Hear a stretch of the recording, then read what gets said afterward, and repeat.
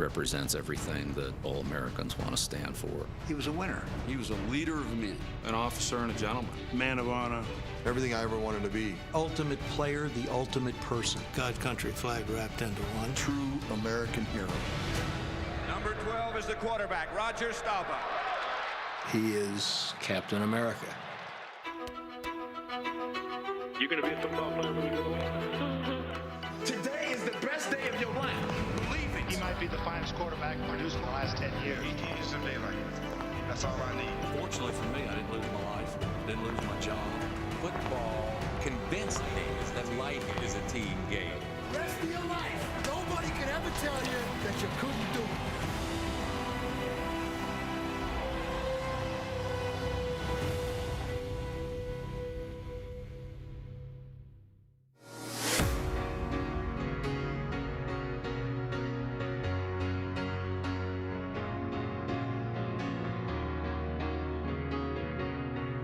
You ready to go? Yes, sir. This field's a lot bigger now than it used to be, you know? Cause you're a sky full of stars. I'm gonna give you my heart. Thanksgiving is a special day for him, as it is for all of us. It's an opportunity to be with your family. But it's a special day for him because he gets to play quarterback again. Try that again, Jeff. Zip, hut. Roger goes out there at 72 and runs the offense and manages his people and wins. See what Staubach has up his sleeve.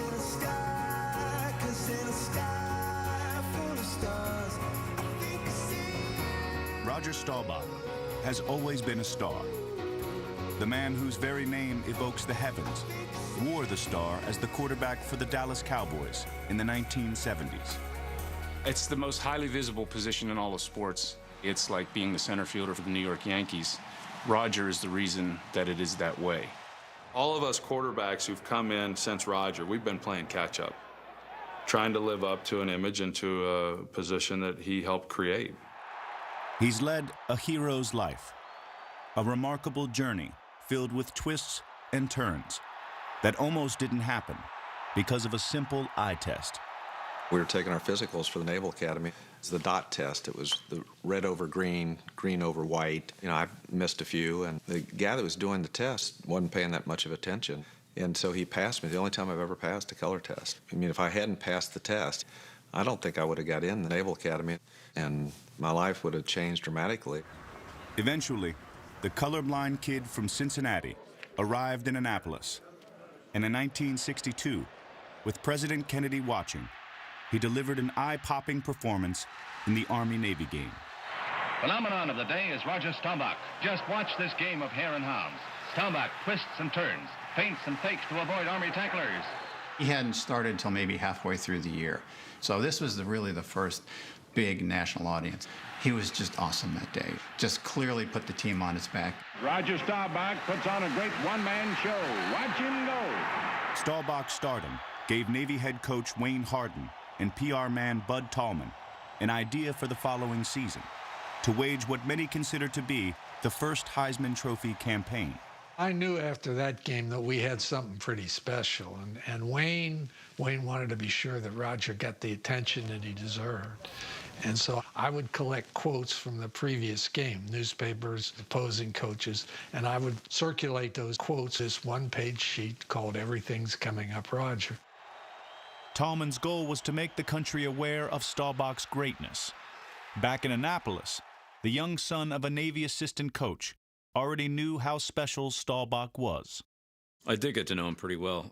Roger was kind of one of the first guy on the field, last one off type of guys, so sometimes, you know, I was the only one left to throw to, and he'd throw to me.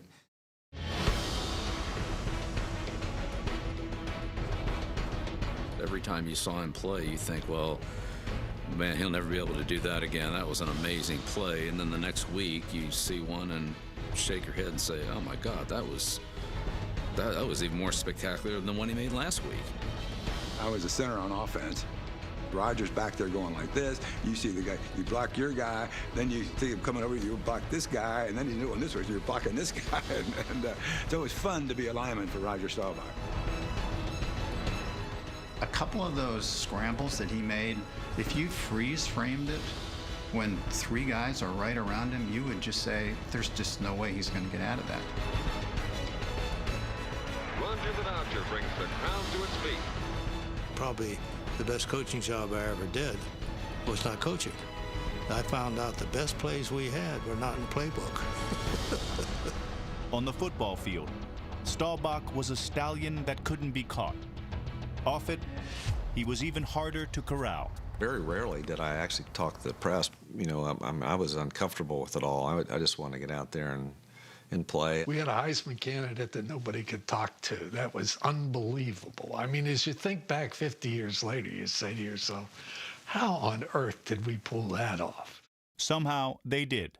And in the fall of '63, Staubach graced the covers of Sports Illustrated and Time magazine. One thing, there's no face mask on this picture.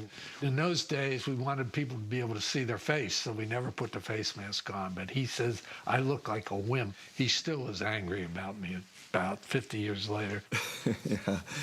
Yeah, I've had so many people. I mean, I have pictures, Navy pictures, that you didn't have a face mask when you were playing? And I said, no, it was Bud Tallman. He wanted to take these pictures without a face mask.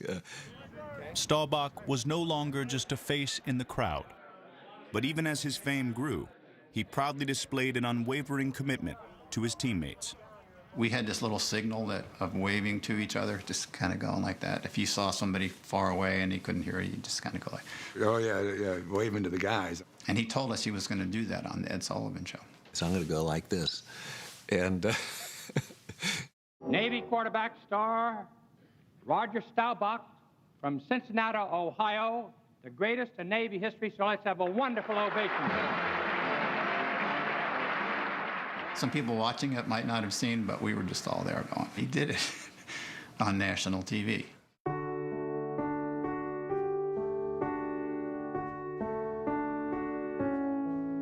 I never dreamed that anything like this would happen to me.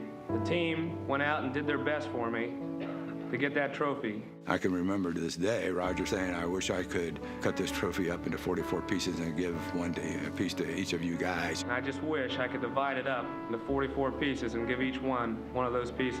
We had a reunion at the Air Force game, 50th year reunion. They're still asking where the Heisman piece is. We always kid him every time we get together. Hey, I've never got my piece of that trophy. His teammates still recall what he said more than 50 years ago. But perhaps the most unforgettable words spoken that night came from Roger's father. I remember like it was yesterday, my dad was in the beginning of a health decline. So he didn't want to say anything at dinner, but they asked him to say something. He just said, hey, God gave us one child.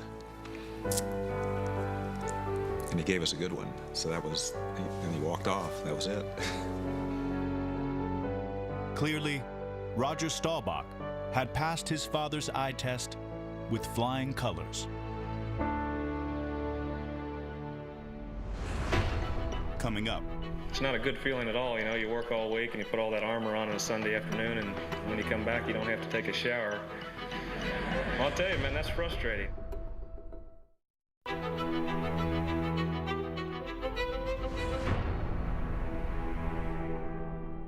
The Heisman, it's a big trophy. Our other house, we had it on our mantle, and the kids used to, I mean, they were real little, so they kind of rode it like a hobby horse. We have pictures of them sitting on the thing, you know, and so, yeah, we didn't know what to do with it. Football would have to wait for Roger Staubach.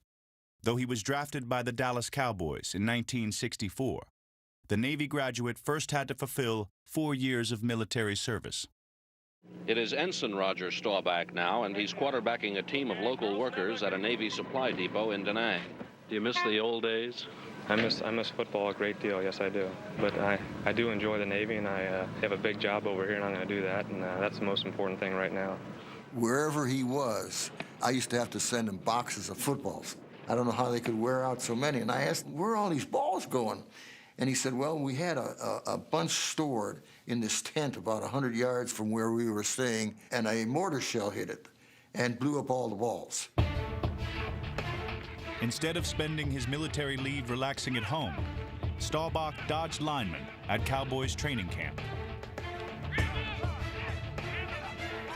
He was like Secretariat against a bunch of plow horses, is what he was. He had unbelievable quickness. He had unbelievable change of direction. That's what made Roger great. He would feel you coming, and he would just spin out. Like he had eyes in the back of his head.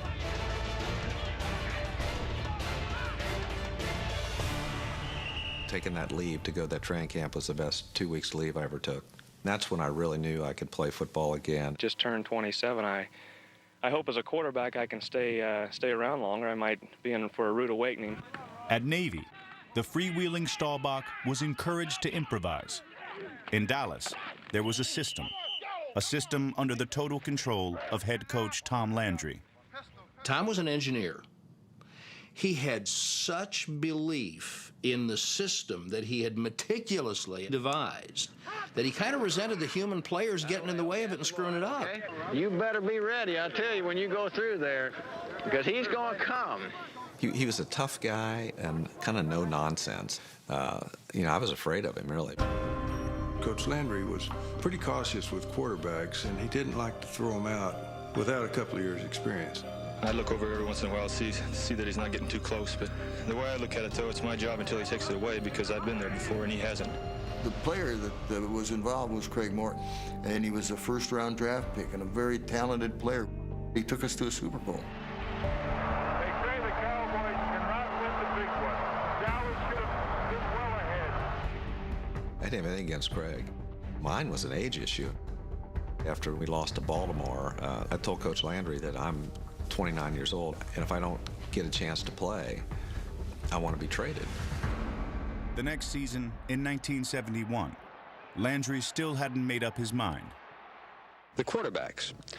Their names are Morton and Staubach, and there seems to be some question as to which one will start. We both were playing really well, so Coach Landry announces that we're going to alternate.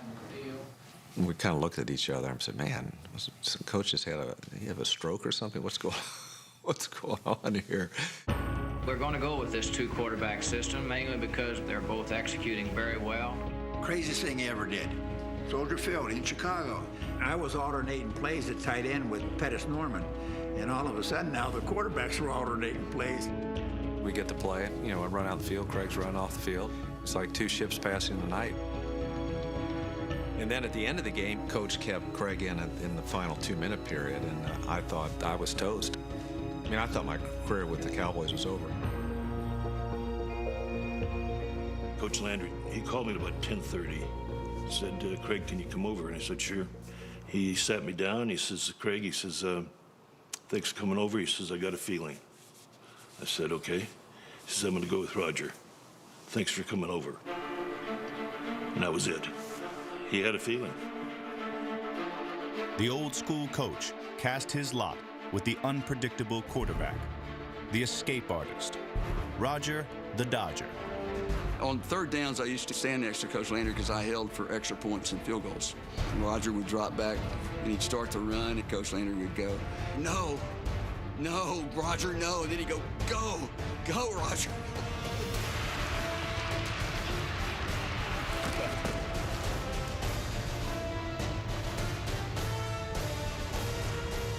Not fit his ideal as a perfect quarterback because I did run quite a bit, but he also saw that I would figure out how to win. Staubach looks like he might take off. Got away from one. Got away twice. Roger, you are something else. Behind Staubach, the Cowboys reeled off 9 straight wins and rolled into the Super Bowl.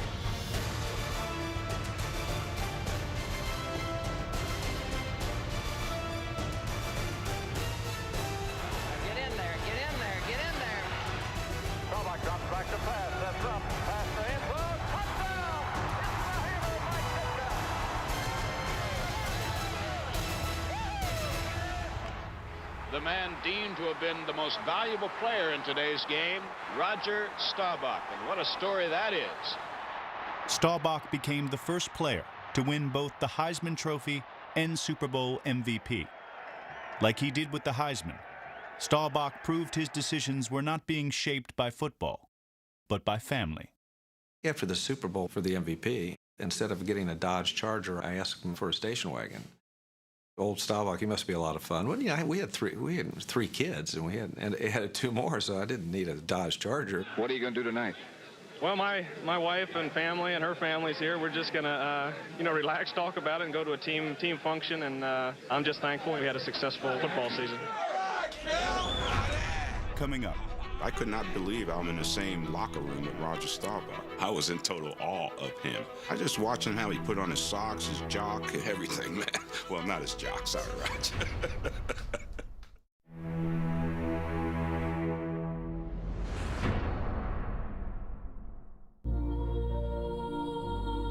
Well, I was young. I was probably about 7 or 8. I was in a store that had religious articles. I took a small statue of the Blessed Virgin. I didn't have any money. So I took it home, and that's when I realized that was wrong. Never taken anything since. It's all on display right here. Well, the Cowboys need a miracle. Maybe that's why I named the Hail Mary pass after that or something, to make up for it, but... He actually said this in the huddle. Run a turn and take off like you did a year before on Thanksgiving Day to beat the Redskins. But run it this time on the right side.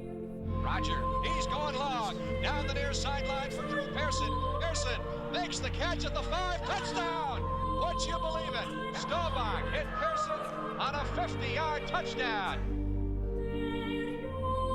So we win 17-14. And after the game, they just said to me, Roger, what were you thinking about when you threw the ball? I just said, well, I closed my eyes and said Hail Mary. I'm a Catholic kid from Cincinnati.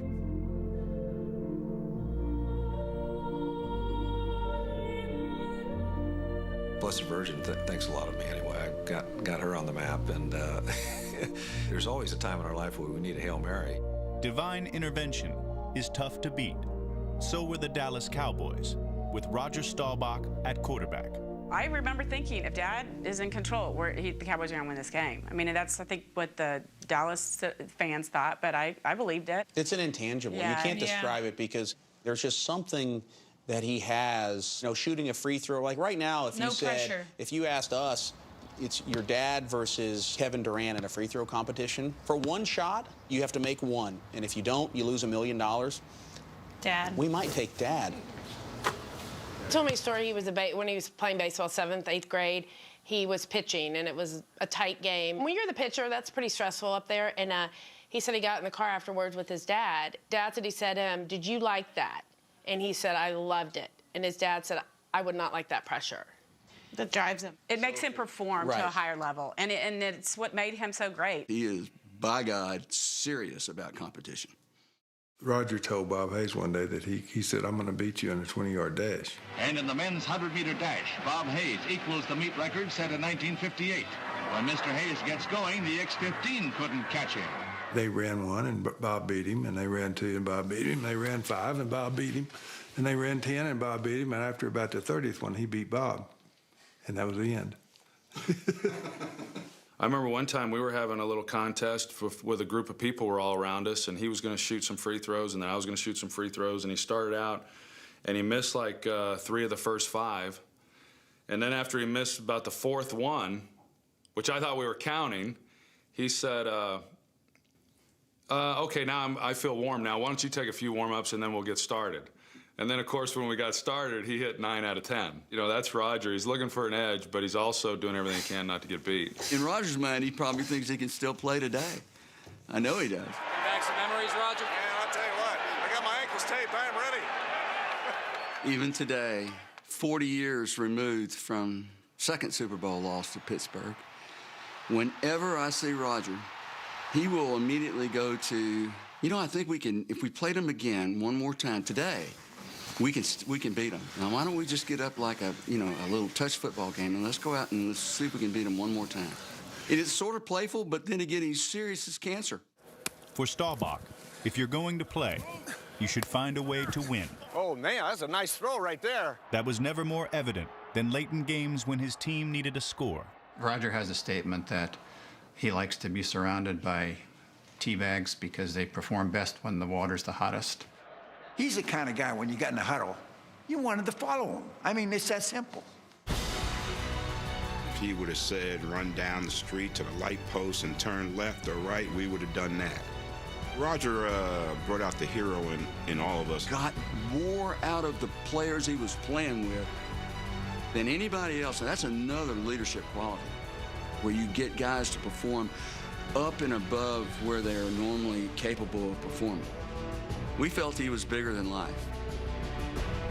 If there was something I wanted to emulate from Roger, it was really his leadership ability and his way of inspiring his team. Regardless of whatever the score was, the Cowboys weren't out of it. In fact, not only did you think they weren't out of it, but you knew they were going to win the game. What a stunner. What a stunner it is. 42 seconds left in the game. Redskins lead by 6. Can Staubach do it again? Staubach throwing in the end zone. Tony Hill! Touchdown! The Cowboys have won the East. The Cowboys have come from behind. Unbelievably. Staubach was at his best just when the opponents thought they finally had him cornered. 23 times he engineered fourth-quarter comeback victories. Now Staubach has to perform some kind of magic. And I really relished that moment. That moment defined Captain Comeback's career. And if the Catholic kid from Cincinnati ever needed a little extra help, well, he could always say a prayer. Hail Mary, full of grace, the Lord is with thee. Blessed are thou amongst women, blessed is the fruit of thy womb, Jesus. Holy Mary, Mother of God, pray for us sinners, now and at the hour of our death. Amen. I can say the Our Father, too. You want to hear the Our Father who art in heaven, hallowed be.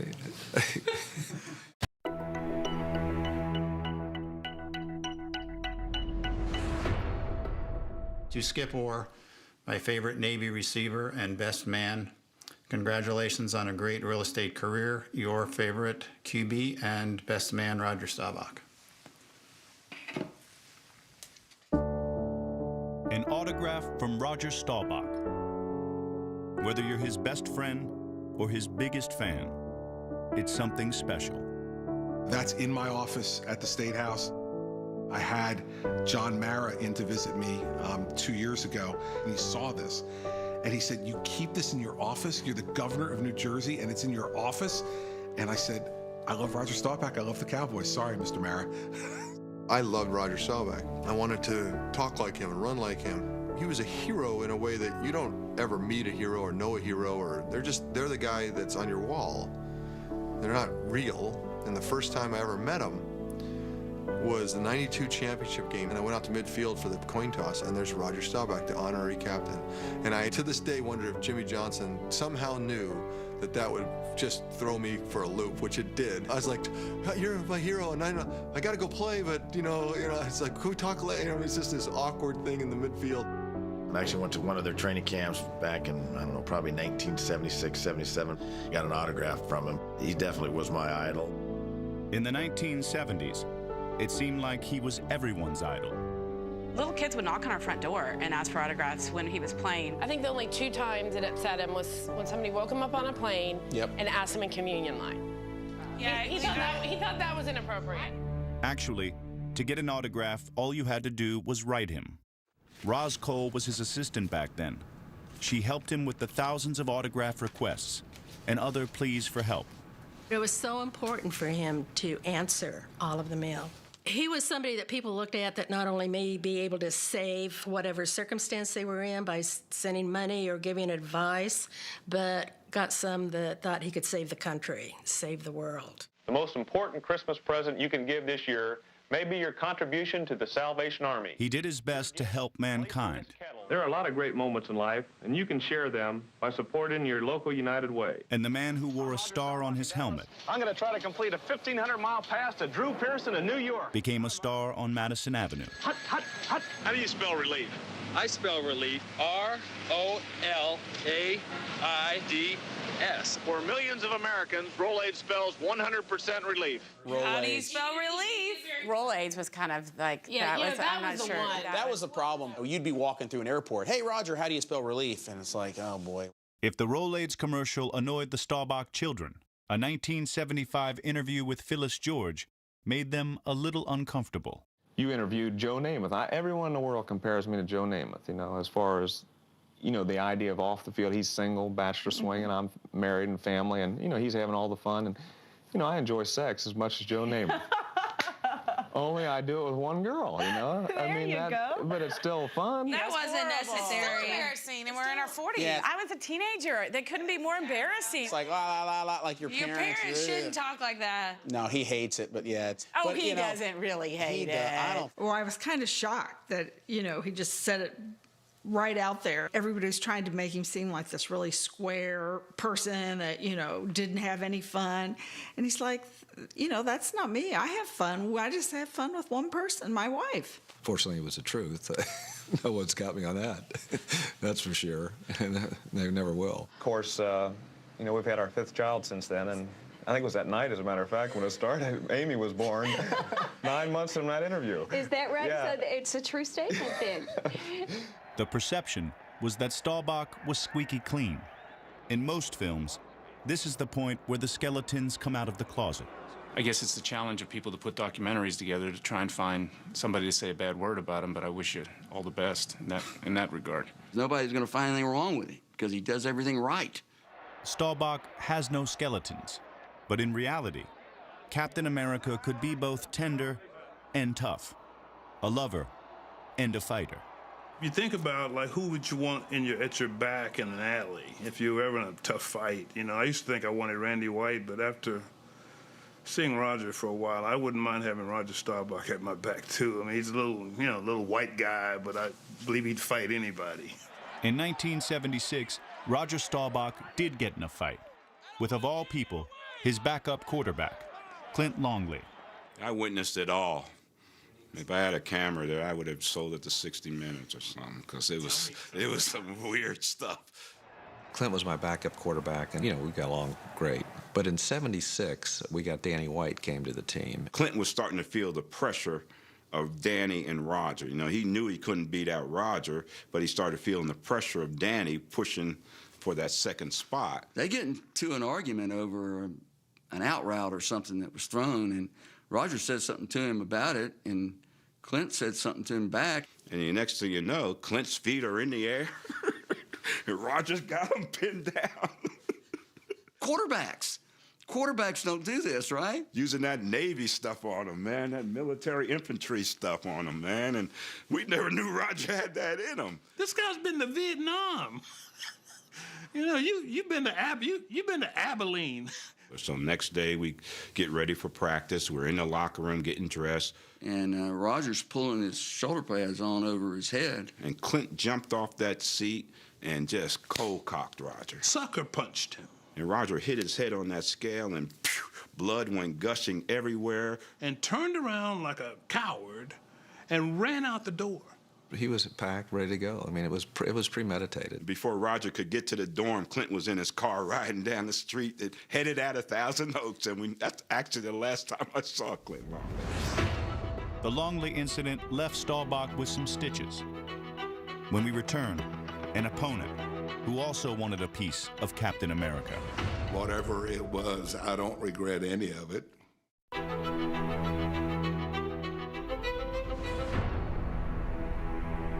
The Dallas Cowboys. They were called America's team, and he was Captain America. Oh, they hated it.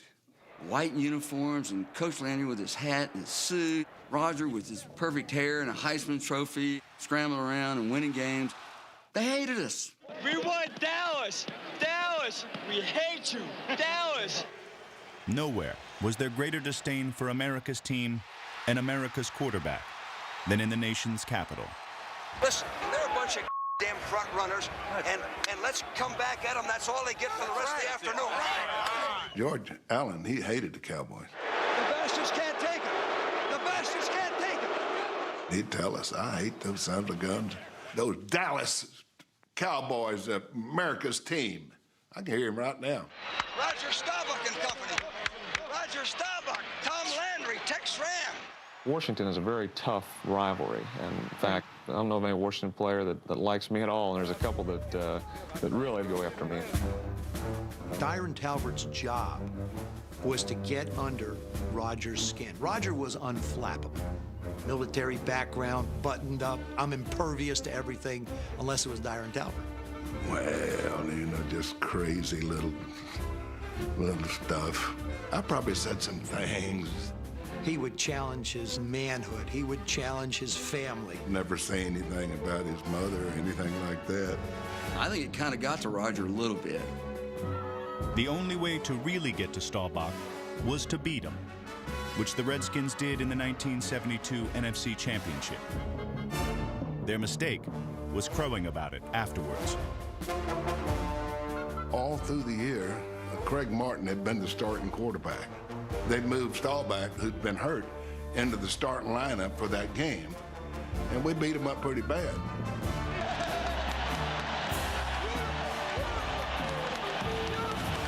I didn't have a horrible game. They beat us, and Dyron just couldn't wait to say, we're glad that Staubach was a starting quarterback. And that really ticked me off. I mean, you didn't say that before the game.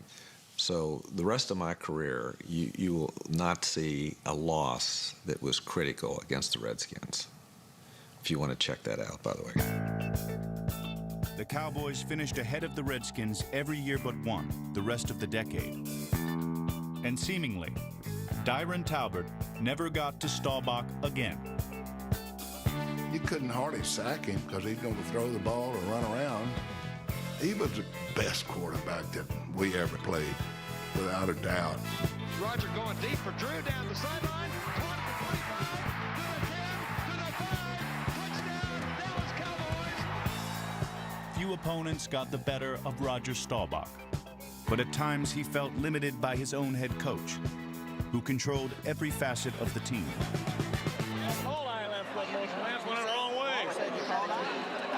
Well, it's frustrating when the man that's calling the play sometimes looks at it more as a ball control game. I don't look at it like that. Okay, let's break this right down there. This is going to be set up. I called plays early on in my career. Then in '73, my mother was very sick and she was dying. And actually died through that season. She had pancreatic cancer. And we lost on Thanksgiving Day. His thinking was, Roger, I know what you're going through, and I'm going to, I think I'm going to start calling the plays. You just execute them, and I know what you're going through. So that was the reasoning. It's what he said to me then. Down deep in his heart, it was going to happen. I know it was a strange relationship, maybe it was the odd couple, but they were good for each other, both of them. You know, it's kind of like as a parent, you can't be your child's friend, you're the parent, and he was the coach and Roger was the player, and there was that division. But yet, the time Roger separated his shoulder in training camp and they did surgery on him right away, Coach Landry sat with me that whole morning while Roger was in surgery. So, I mean, that's a side of him. Most people said, oh, he always just stood there with his hat on and didn't smile. But he was really caring.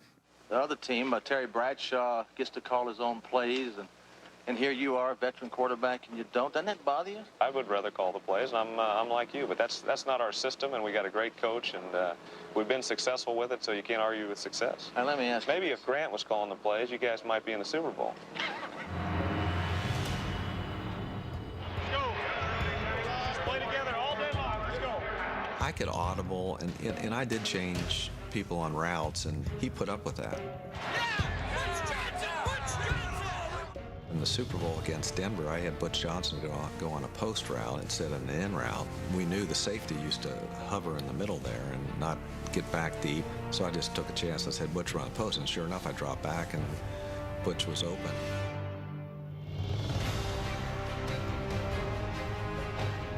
Roger goes deep across the middle, way downfield, and Butch Johnson caught, touchdown! Watch this catch. He only has to have possession over the goal line. He's got it. Beauty. Butch was a great receiver. He goes off the sideline. Landry runs over to him and said, what are you doing? You're supposed to run an in route. Here we are in the Super Bowl, and we score, Mr. Engineer, and he never came over to me and said a word. World champion again. Way to go, way to go! With Staubach as his starting quarterback, Landry won 4 NFC championships and 2 Super Bowls. A brilliant run that came to an abrupt end after the 1979 season. I had 6 times when I had concussions where I was knocked out. And I had 2 concussions that year. How long can you take that until it starts to pay a price on you? I really worried about that, and I saw this Dr. Fred Plum up in New York. He said, you know, you're okay in your CAT scan, Roger, but you've had too many. So my records will show that I advise you to retire. Holy cow, I can't believe this. I am a nervous wreck.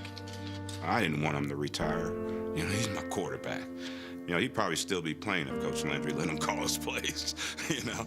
Coach Landry really never tried to talk me into staying. He knew the concussions were worrisome. He also knew that he had Danny White. The system was successful before me, and it'll be successful without me. Of course, the nuts and bolts of the Dallas Cowboys is a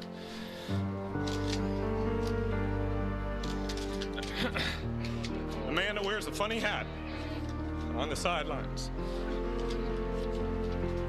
It was sad to see him go. Sad to see him go. He made the game against them worth playing. America's team rolled on without Captain America, going to 3 straight NFC championships. But they lost all 3. Tom Landry never did win a Super Bowl without Roger Staubach. In April of 2014, Staubach ran with the Bulls. When we returned, the greatest run of his life.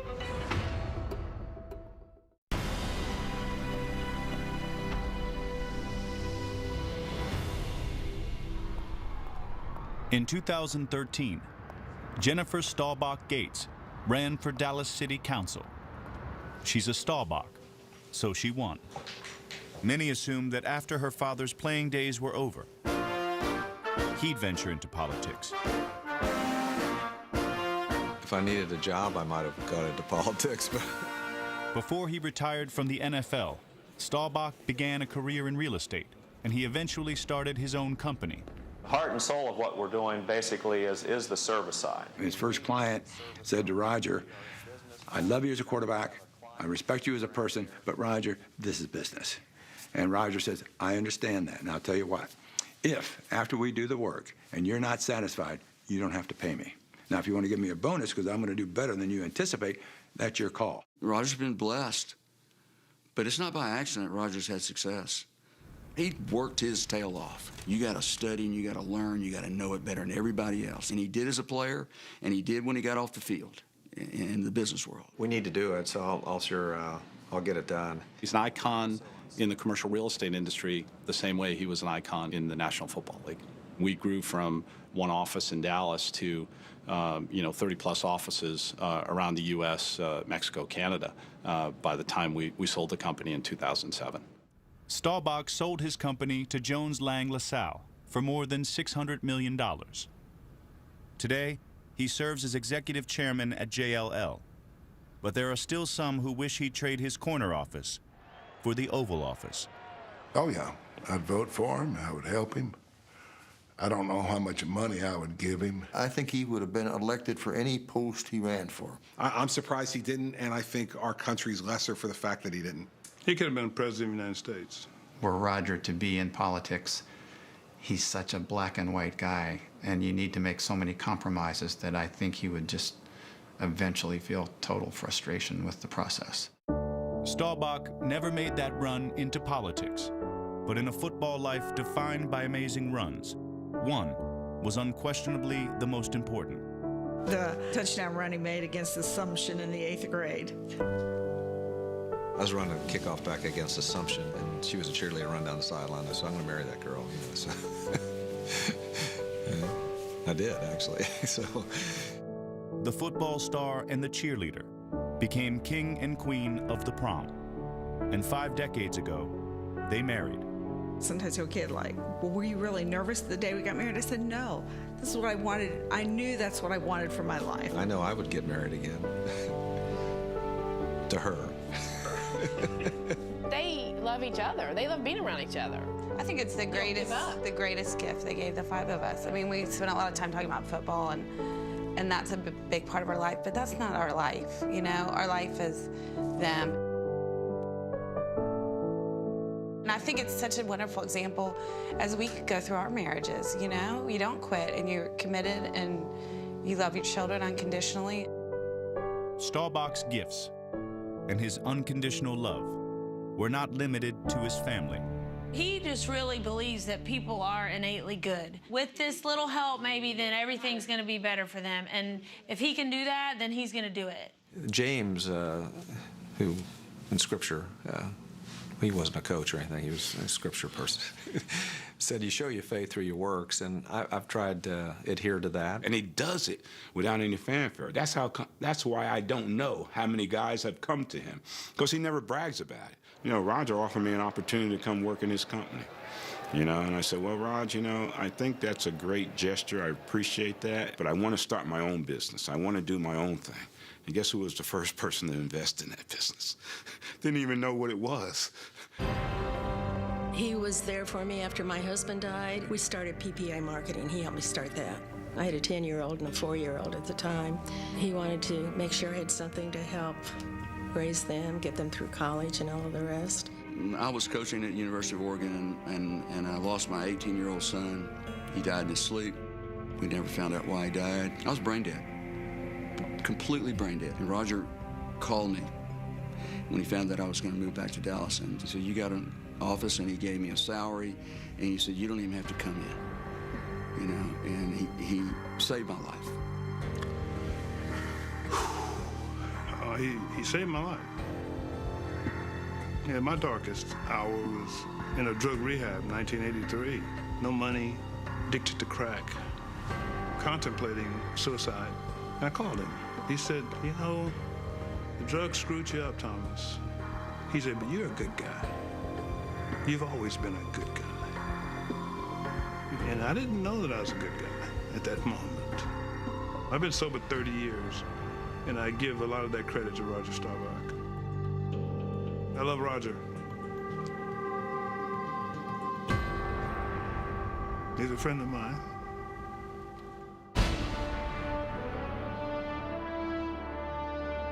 He's everything that people think that he is, and that's rare.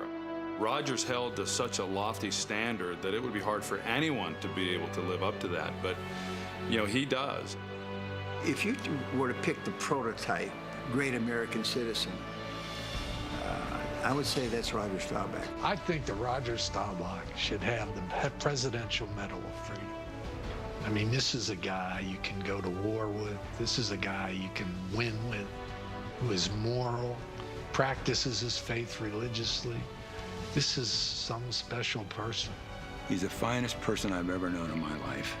The kind of person you'd want your children to look up to in every way. And there's so few of those people in life in general, but in sports in particular. And I try to teach my children about him now. I mean, there's some folks who are, I think, similar, but there's only one Roger Staubach. Who's your favorite cowboy? Roger Staubach, definitely. People are starved for heroes. I think Roger is a person that they look to and see and say, you know, here's a person that didn't have to, but did. I think that's what keeps that star burning so brightly and will continue for many, many years.